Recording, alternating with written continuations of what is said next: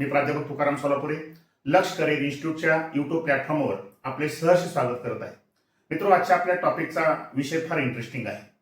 3 मे या दिवशी नीटची एक्झाम झाली आणि या एक्झाम नंतर 2-3 दिवसांनी बऱ्याच विद्यार्थ्यांनी आपले स्कोअर काढायला चालू केलं. खूप चांगले स्कोअर काही जणांचे आले. पेपर कसा होता, काय होता याच्याविषयी बाहेर चर्चा सुरू झाली. काही विद्यार्थी म्हणू लागले पेपर सोपा होता त्यामुळे मेरिट हाय जाईल. काही विद्यार्थी मुळातच कमी मार्काचे होते, त्यांनी याचं काही टेन्शन घेतलं नाही. त्यानंतर काही विद्यार्थ्याला खूप चांगला मार्क पडले आणि त्यांनी अगदी आपल्याला कोणतं कॉलेज मिळू शकतं इथपर्यंत चर्चा सुरू केली. मात्र अचानकपणे 12 मे या दिवशी NTAचं एक परिपत्रक आलं आणि पेपर फुटी झाल्यामुळे सदरची परीक्षा रद्द करण्यात येत आहे हे जाहीर करण्यात आलं. त्यानंतर 22 लाख विद्यार्थ्यांना धक्का बसला. त्याचबरोबर त्यांना टीचिंग करणारे शिक्षक असतील आणि त्यांच्या कुटुंबातील सदस्य असे जवळजवळ 1 कोटी लोकांना हा धक्का बसला. त्यानंतर 2-3 दिवसामध्ये NTAनं लगेच जाहीर केलं की सदरची परीक्षा ही आम्ही 21 जून 2026 रोजी घेत आहोत. मग आता ही पुन्हा 1 महिन्यानं परीक्षा होणार आहे. पण या परीक्षेमध्ये नेमका फायदा कोणाला होणार आहे, नुकसान कोणाचं होणार आहे आणि कोणी काळजी घ्यावी हे सांगण्याचा माझा आजच्या युट्यूबच्या माध्यमातून उद्देश आहे. मित्रांनो, जर मार्काच्या अनुषंगाने केलं तर 3 कॅटेगरीमध्ये विद्यार्थी येऊ शकतात. त्यातली पहिली कॅटेगरी आहे ती म्हणजे मार्क 650 ते 720 दरम्यान असणारे विद्यार्थी. या मार्कातील विद्यार्थी जे आहेत या विद्यार्थ्यांना या परीक्षेचं थोडंही टेन्शन नाही. कारण का ते विद्यार्थी मुळातच हुशार असतील किंवा त्यांनी खूप संघर्षातून कष्टातून हे मार्क मिळवण्याचा प्रयत्न केला असतील. मग अशा वेळेस हे विद्यार्थी काय म्हणतात, अजून 2 महिन्यांना परीक्षा झाली, अगर आणखी 1 महिन्यात परीक्षा झाली तर आमचा अभ्यास आहे, आम्हाला कुठले टेन्शन नाही. परंतु अशी निष्काळजी आपण राहिल्यामुळे काय होत आहे, आपला जो मूळ स्कोर होता, समजा काही जणांचा 610 असेल, काही जणांचा 590 असेल, तो अलीकडे 10 मार्क येण्याची शक्यता असते. त्यामुळे निष्काळजी या कॅटेगरीतील विद्यार्थ्यांनी थोडाही निष्काळजीपणा दाखवू नका. अन्यथा जर पुन्हा मार्क कमी पडले तर जे आपल्या स्वप्नातलं एखादं कॉलेज होतं ते आपल्याला मिळणार नाही आणि खालच्या कॅटेगरीचं कॉलेज मिळू शकतं. दुसरा जो वर्ग येतो तो म्हणजे 450च्या +20 किंवा -20 या वर्गामध्ये असणाऱ्या विद्यार्थ्यांनी यावर्षी सोपा पेपर निघाला होता म्हणून आपला नंबर मेडिकल कॉलेजला सेमी किंवा गव्हर्नमेंटच्या कॉलेजला अशा सोडून दिली होती. मात्र आता आपणाला रिनीटच्या माध्यमातून ही खूप चांगली संधी प्राप्त झालेली आहे. कारण का 3 मे या दिवशी आपल्याकडून कोणत्या ना कोणत्या अँगलनं काही चुका झालेल्या असतील, काही आपल्या समोर प्रॉब्लेम आले असतील किंवा पेपरचं नेमकं आपल्याला पहिल्यांदा देत असल्यामुळे काही घाबरलेलं असेल, परंतु ते कोणते का प्रॉब्लेम असना आपल्याला या जी संधी मिळालेली आहे त्या संधीचा फायदा जर करून घ्यायचा असेल तर या वर्गातील विद्यार्थ्यांनी काय केलं पाहिजे, आपल्याला पाठीमागच्या चुका टाळून आणखी आपल्याकडे 25 दिवस आहेत, त्या 25 दिवसाचा इतका फायदा करून घ्यायचा जेणेकरून आपल्याला पुन्हा वाटलं पाहिजे बरं झालं ही रिनीट एक्झाम झालेली आहे.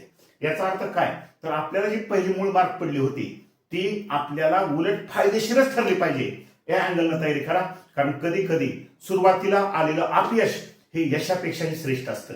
त्या अनुषंगाने मग या विद्यार्थ्यांनी काय करायचं आहे, तर आपण पाठीमागची सगळी मार्क विसरायची आहेत आणि जर समजा आज तुम्ही 10 तास अभ्यास केला तर उद्या 10.5 तास करण्याचा प्रयत्न करा, परवा 11 तास करण्याचा प्रयत्न करा. कारण का ह्या सगळ्या कॅटेगरीच्या विद्यार्थ्यातील पालकांनी जितका खर्च आपल्याला केला होता, जितका त्याग आपल्यासाठी केला होता, तितकाच त्याग आपल्यासाठी खर्च केला होता, त्यागही केला होता. त्यामुळे आपणही कुठं कमी नाही हे दाखवण्याची संधी या कॅटेगरीच्या मुलांना प्राप्त झालेली आहे. ह्याची काही उदाहरणं देतो MPSC मध्ये घडलेली. लक्षात ठेवा, एक कॅन्डिडेट होता, तो PSI ची तयारी करत होता आणि 5 अटेम्प्ट झाल्यानंतर तो एज बार झाला. एज बार झाल्यानंतर त्यानं काय केलं, PSIचं वय संपलं म्हणून राज्यसेवा परीक्षा दिली आणि राज्यसेवा परीक्षेतून तो पुन्हा पहिल्या अटेम्प्टला DYSP झाला आणि आज तो पदोन्नतीनं IPS झालेला आहे. याचा अर्थ काय, नियतीला मान्य नव्हतं की तो सुरुवातीला PSI होणार आणि नियतीला हे मान्य होतं की तुझे पात्रता आहे ती PSI पेक्षा IPS होण्याची आहे म्हणून नियतीनं सुरुवातीला त्याला अपयश दाखवलं होतं आणि नंतर यश दाखवलेलं आहे.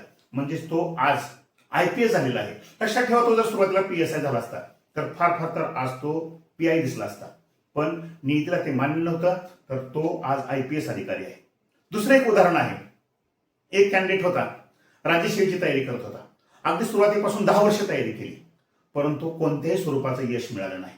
शेवटी एज बार होऊन गावाकडे गेला. गावाकडे गेल्यानंतर अचानकपणे महाराष्ट्रामध्ये मुख्यमंत्र्याच्या सत्ता परिवर्तन झालं आणि विलासराव देशमुखच्या जागी माननीय सुशील कुमार शिंदे मुख्यमंत्री झाले आणि सुशीलकुमार शिंदेनी एमपीएससीतील मुलाच्या वेदना पाहून सर्व कॅटेगरीतील विद्यार्थ्याचं 3 वर्षांनी वय वाढवलं आणि वाढवल्यानंतर जो एजबार होऊन गावाकडे गेलेला विद्यार्थी होता तो पुन्हा परत आला आणि पुन्हा तयारी केली तर तो डेप्युटी सीईओची परीक्षा पास झाला. म्हणजे याचा अर्थ काय, सुरुवातीला आलेलं अपयश हे यशापेक्षाही श्रेष्ठ ठरलं आणि पुन्हा त्यांनी तयारी केली आणि अतिशय सर्वोच्च पदावर गेले. आपल्या संदर्भात सुद्धा अशा गोष्टी घडू शकतात. त्यामुळे काय करायचं आहे, हे पाठीमागचा जो इतिहास आहे, कारण हडवकत बसायचं नाही. तर जे झालं होतं गेलं ते गंगेला मिळालं म्हणायचं. आणि अजूनही आपल्याकडं जे काही 20-25 दिवस आहेत, नव्या जोमानं नव्या उत्साहानं तयारी करायची आहे आणि आपल्या स्वप्नातील आपल्या आई वडिलाच्या स्वप्नातील एक चांगला डॉक्टर होण्याचा प्रयत्न करायचा आहे, जेणेकरून चांगल्या मेडिकल कॉलेजला आपला नंबर लागू शकतो. तिसऱ्या कॅटेगरीतील विद्यार्थी आहेत ते म्हणजे 570 ते 650 या दरम्यानचे विद्यार्थी. खरं तर या गटातील वर्गाला सगळ्यात जास्त धक्का बसला.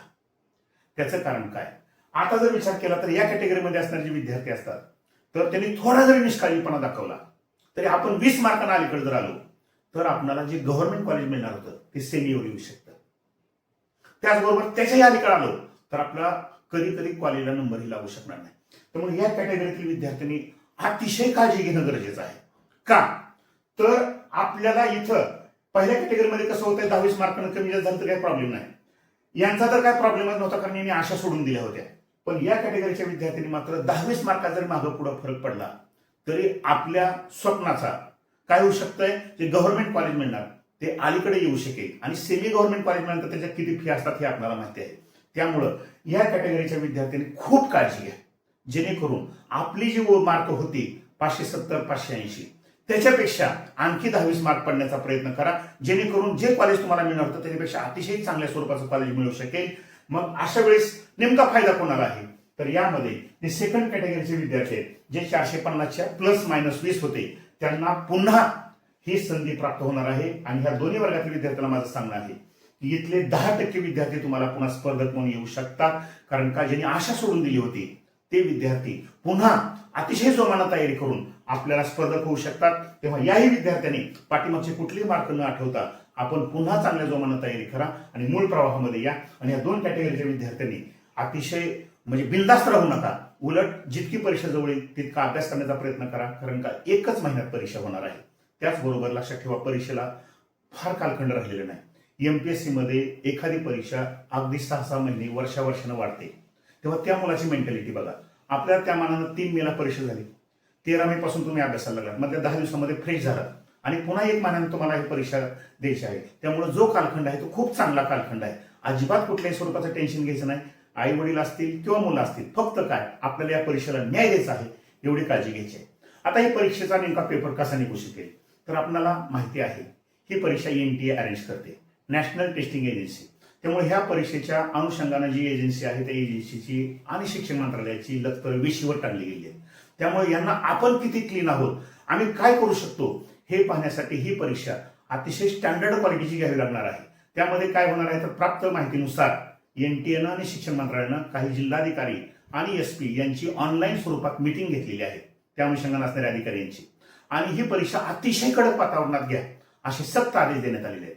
त्याचबरोबर एनटीएवर जे काही पेपर काढणारं पॅनल आहे, उपलब्ध माहितीनुसार किंवा जे सोशल मीडियामध्ये माहिती येते ते सुद्धा बदललेलं आहे असं निदर्शनास आलेलं आहे. याचा अर्थ काय, तर जे नवीन पॅनलवर आलेले अधिकारी असतील किंवा जे पेपर सेटर असतील त्यांना आम्ही किती काठिण्य पातळीवरचा पेपर काढू शकतो हे दाखवण्यासाठी ही चांगली संधी आलेली आहे.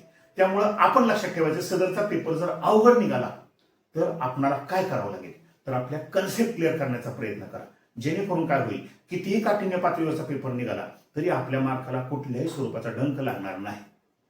जर समजा पेपर सोपा निघाला तरी काही टेन्शन घ्यायची गरज नाही, कारण का जेव्हा आपण वाघ मारायची तयारी ठेवतो तेव्हा ससा मारणं फार अवघड नसतं.